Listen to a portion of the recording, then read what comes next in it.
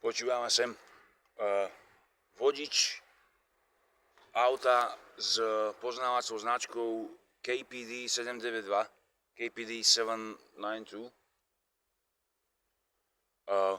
Vyšiel odtiaľto zľava z tejto križovatky. Tam ako je lekáren, hentam, jak tam bliká červeno-zelený oný, ten pičus. Odtiaľ vyšiel, húkal ako kokot, počúvam sem. Ja som si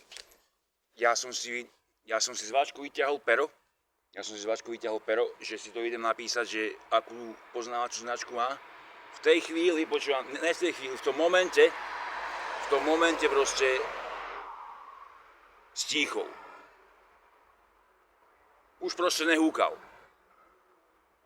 Hej?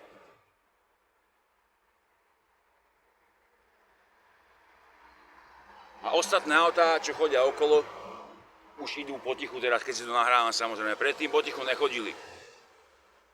Nemusím podotýkať, samozrejme. Žiadny dôkaz na to nemám, samozrejme, ale proste je to tak. Dobre?